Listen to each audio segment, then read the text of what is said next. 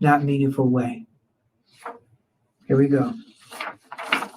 Lee Harvey Oswald, the guy that killed John F. Kennedy, and then he was killed later on. Some people say the government had something to do with that. Some people say he had this plan to kill JFK. But after he did what he did, that changed total history. This was in 63, the same year as the March on Washington. Wow. The same year as March on Washington. So Dr. King did the March on Washington speech. And a couple months later, President Kennedy was assassinated. This is a picture that will go down in infamy as far as changing the course of our world. This one right here. See if you know who these people are. Mick Jagger, David Bowie, and Frank Sinatra. They went to jail. What did they go to jail for? Well, maybe they're singing. Find it out. Let me know. But they've got mugshots. And it seems like they did okay. So this one right here. Jeremy Meeks. And he got involved in a felony charge for weapons and everything. Sad story, but he did time, came out, became very successful in media. So sometimes you can do things and come back and be very successful. Speaking of very successful, here are two popular stars, actors, Eminem right here, and Robert Downey Jr. So Eminem, of course, has had an in and out kind of life. You always wish the best for him. The guy's still around rapping. One of my favorite rappers. I'm glad he's doing okay. Excuse me. But the story of the day, Robert Downey Jr., he had gotten so bad and so much in trouble that people didn't think he would survive. He was a great actor. Drugs consumed him. He would do acting parts, then get, down by involving in drugs and wind up in jail. He was on a show last, Ally McBeal, that brought him back. They gave him a chance. And then you look at that. He became, and Marvel gave him a chance to become Tony Stark, Iron Man. For every movie he was in, he got paid more than anybody. The last 15 years, his life, in our eyes, was so blessed, and people were happy because he turned his life around. We were praying. So it shows you that you get down, you can turn your life around. And now we go back again to the origins. Well, making money and making hope. Bill Gates, a young Bill Gates, even he got in trouble. Who knows what he did? But then Dr. King, we know what he did. He fought for civil rights, constantly being badgered, kept that dream alive, and kept it alive even before he did that incredible I Have a Dream speech. Wow. 60 years later, is that dream still alive? That's the question. Is that dream still alive? Do we want it to be alive? Well, we're going to talk about, because people talk about the dream, but we're going to talk about how this I Have a Dream speech was created. Because we just keep it real, we keep it simple, and we, of course, keep it honest. And we'll be right back after this.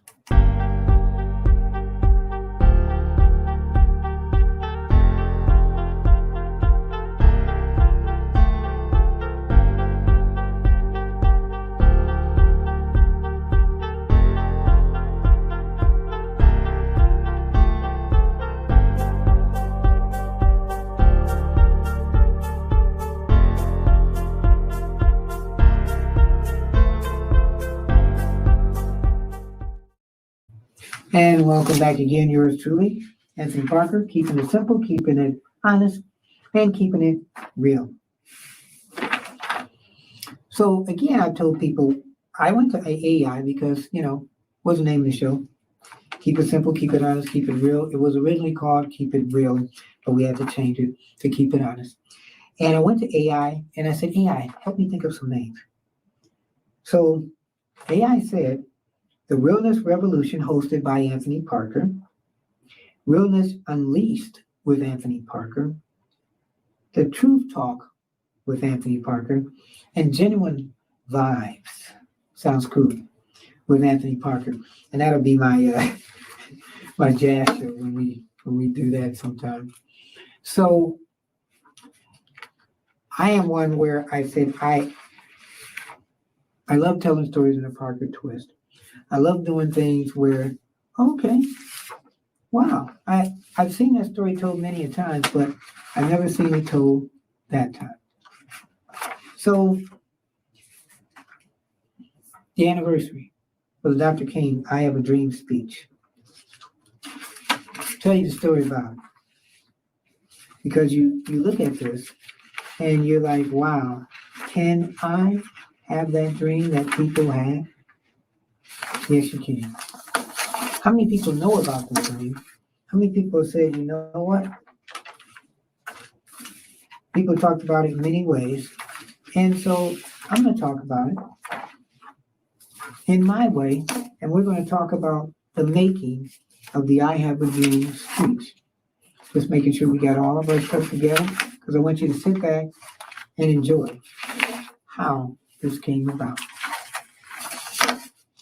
Back in 63, Dr. King, well known, not as well known as he was before that speech, though, but he talked to people, and he said, well, this is what I want to do. I want to do a big event in March in Washington. So now let's go back, as I explained. So the night before the March in Washington on August 28, 1963, so he asked his aides for advice about the next day's speech. Don't use the lines about, I have a dream, his advisor told him. Advisor was Wyatt Walker. It's trite, it's cliche. You've used it too many times already. So he'd already used it a lot of times. So King had indeed used this. It was featured in an address in Chicago, and a few months before that at a rally in Detroit. So even with that speech back then, just a little bit of I Have a Dream speech, it was okay, but not great.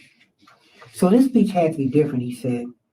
So while he wasn't a national figure yet, he was slowly getting involved with the black churches, getting on all 3 TV networks, and he was offering live coverage of events in the world. So, go to YouTube or whatever your streaming is and look back about Dr. King. We've seen him in the speech. We've seen him stand up, but have we seen him really on talk shows? Go back, because these are old, and you would get his opinions on a lot of stuff. So, as we go back again, his staff had talked to him, and he said, okay, I'm through for the night. I want to do something like the Gettysburg Address. I'm now going upstairs to my room to console with my Lord. I will see you in the morning. So the guy Walter, he would write something that he hoped worked, and then he'd head up to the stairs and present it to King. And when it came to his draft notes, King acted like an interior designer. He would deliver 4 strong walls, and he would use his God-given abilities to furnish the place as if it felt like home. So he was good at crafting it. He finished the outline, this is King, about midnight. And then he wrote a draft and told his staff to help write that.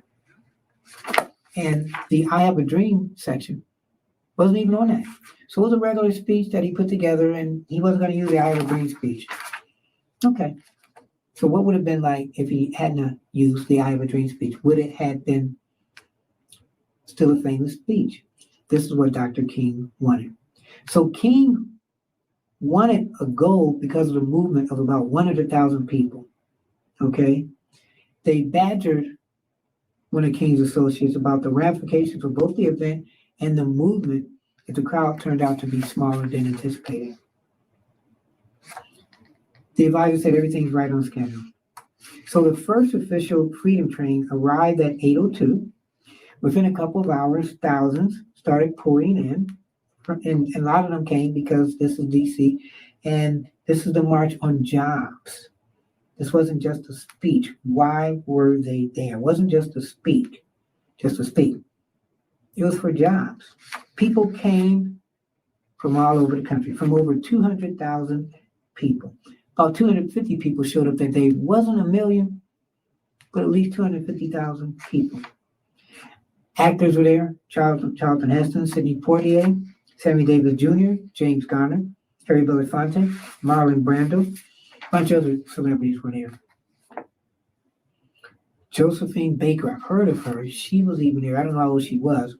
But man, he had everything there. But he had to be mentally ready. So it was a hectic morning for him. And he still found time, they said, to mess around with the speech. So when he walked to the podium, the typed final version was once more full of crossing outs and scribbles. So he's got the paper right here. And he's looking among the hundreds of thousands of people. And he's going through the notes. And he's scribbling some things too. So the speakers, because there's a bunch of speakers, they had 5 minutes each. Okay. And they ran long. It was 87 degrees at noon and humid. And the crowd, they kind of got a little restless. So King was 16th on an official program that included the national anthem, the invocation, a prayer, a tribute to women, 2 sets of songs, and 9 other speakers. Only the benediction and the pledge came after that. So portions of the crowd had milled off. You know, people get tired, they move away and everything. And then some still lingered depending on who the person was. There was an air of subtle depression, a wistful apathy, which existed in many, wrote Norman Mailer. One felt a little bit of disappointment there because in some people's eyes, yeah, it was a nice crowd, but they still weren't feeling it. So even though they were kind of tired, they were no less excited. They still were excited. Gospel singer Mahalia Jackson, she had been there and she sung. And after that, Dr. King was next. So before I go and continue with this story, I went to the inaugural Barack Obama, right there, March on Washington, right there at the plaza. And it was amazing because I wondered when I was there, first African-American president of the United States, people coming from all across the world to see this guy getting inaugurated. The singer then, like Mahalia Jackson, was Aretha Franklin, had a hat, feather. Probably Mahalia Jackson had that too. And boy, it was blacks and whites, everybody standing together, everybody feeling we have finally come together on this land that Dr. King stood on, where black people and white people, all nationalities, men and women, boys and girls, were free at last, free at last. Thank God they were free at last. The emotion that we all felt hand in hand, arm in arm, it's 30-something degrees. We were at 5 o'clock in the morning. It started at, I think, 8 or 9. We were cold, so everybody huddled against each other. But man, it was a feeling that you never felt, and you feel you never get again. And it's ironic because maybe some of the same people that were at the Dr. King speech were at the Obama inauguration. It chills me every time I think about that. Let me know if you went to either of those inaugurals. Text me, email me. So now let's go back. King was next. The area around the mic was crowded with speakers. Wearing a black suit, black tie, and white shirt, he got towards the podium. You know, King, you always look good. He says, and this is interesting what he says because he thought it was a good speech. John Lewis thought it was a good speech, but it was not nearly as powerful as many that he had heard. As he moved towards his final words, it seemed that he too, he could feel that it was a good speech, but that he wasn't feeling it. So then he said to himself, right before he went to the I Have a Dream part, go back to Mississippi, go back to Alabama, go back to South Carolina, go back to Georgia, go back to Louisiana. Then behind him, here we go, Mahalia Jackson cried out, tell him about the dream, Martin. And Martin had a particularly intimate emotional relationship, or Jackson had a particularly intimate relationship with King emotionally. She says again, tell him about the dream as he's talking. She was his favorite gospel singer, and he would ask her to sing the old rugged cross, or Jesus met the woman at the well down the phone. So she has seen him do the I Have a Dream speech. So then he said, you know what? I'm going to do it. Go back to the slums and ghettos of our northern cities, knowing that somehow the situation still and can be changed. Jackson shouted again, tell him about the dream. Let us not wallow in the valley of despair. I say to you, my friends. Then King grabbed the podium and set his prepared text to his left. And here is where the dream started. Wow. So even though we face the difficulties of the day and tomorrow, I still have a dream. For all King's preparation, the part of the speech that went on to enter the history books, it was added at the last minute while he was standing on the steps of the Lincoln Memorial speaking in full flight to the crowd. I know that on the eve of his speech, it was not in his mind, Jones, one of his aides said, to revisit this dream. Some people wonder how spontaneous this I Have a Dream was. But the two things that we know for sure, there wasn't enough prepared text, and it wasn't invented on the spot. King said, which was interesting, this thing came over me that I used many times before. I have a dream. I used it, and at that point, I just turned aside from the manuscript altogether, and I didn't come back to it. So, even though King was known before, with this I Have a Dream speech, he stepped into history. So Dr. King, who had never heard, sorry about that, President Kennedy, who had never heard an entire speech, said, he's darn good, darn good. And the FBI said, because of this speech, we must mark him now, if we have not done so before, as the most dangerous Negro of the future of this nation. So let's go now to 60 years later. This has been called one of the greatest speeches of all time.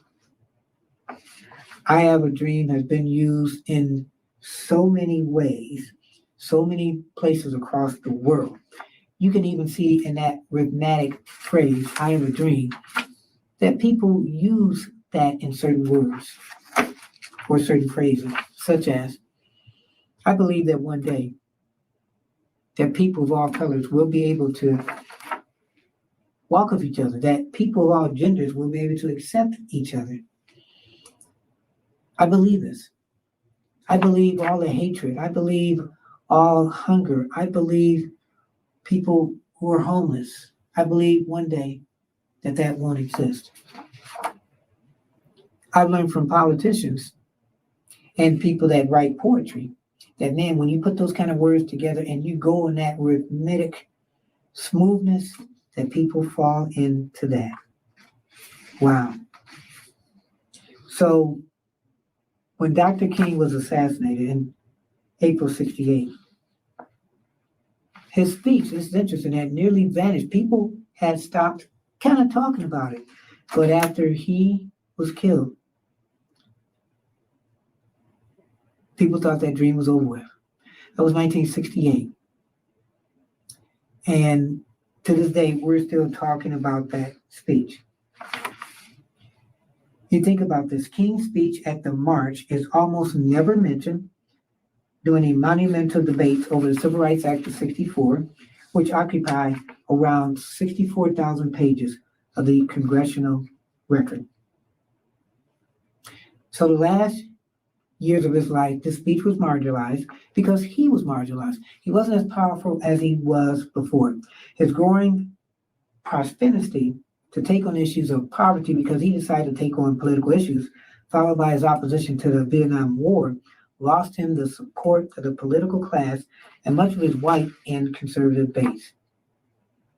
So his speech back then, you go back to that, it showed you how racism was. We were in the middle of it. And we look at that today. Could there be a March of Washington speech? Could there be a speech that is needed today? Well, if there is, and if there isn't, then why are we still doing this? If this speech was done today by Dr. King, would it be one that would resonate? You think about this. We've had Obama, first African American president. We've had Trump, who came right after him, where it seemed like racism started coming out even more. We've had laws turned back. We've had older people that have said that the country is turning back to the 1960s. Civil Rights Act passed, 65, like I've always said. Was it a conspiracy theory? Was it something that, well, it was done to pacify African Americans for them to be in a quota system to get this kind of stuff? Wow. What do you make of that? I make of it that, well, we need to wake up. Yolanda King right here. Now, this is the daughter of Martin Luther King's son and the only granddaughter of Dr. King. So on the 50th, let's go to this, for 60th anniversary, this is what she has said. You look at this, keep hope alive. She has fought for the same rights that her grandfather did. And even though I'm too young to vote, I am not too young to get involved. As my grandfather once said, the most important step you can take is a short walk to the ballot box, said King. That's why he and my grandmother, Coretta Scott King, led Selma to Montgomery March for voting rights in 1965. She says her parents have never pushed her into social activism. Wow, you look at that. She decided to do it on her own, everything in her power to make her grandfather's dream for the world a reality. Wow. She says the problems with gun control can only be addressed by legislative reforms, which is why she's made fighting for voting rights another one of her life missions. And here's a girl who is only 15 years old. The legacy of Dr. King. Wow. So when I say that Dr. King is alive, when I have said I have proof that Dr. King is alive through everything that has happened in over 60 years of the I Have a Big Dream speech, and since Dr. King is not here on earth, if we keep believing what Dr. King believed in, even though we have our peaks as far as hope, we also have our valleys as far as hope. And through these days and times when there's racism, when there's gender racism, when there's economic racism, when there's homelessness, as long as Dr. King can continue to put his dreams into people like his granddaughter, Yolanda King, and then our kids, and then our kids' kids, then we will always keep hope alive.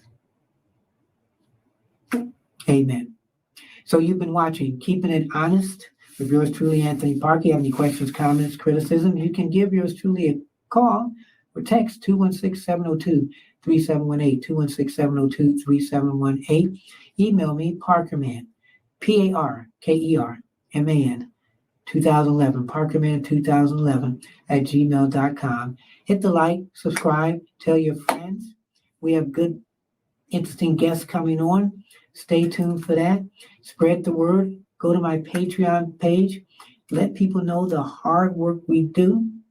Support us Become a Parkerite. Join our family. Tell your friends and stay tuned for more. I am Anthony Parker. Please keep your head up, never look down, and always believe in yourself and keep those dreams alive. I'm Anthony Parker Alexander, and we are keeping it real. God bless.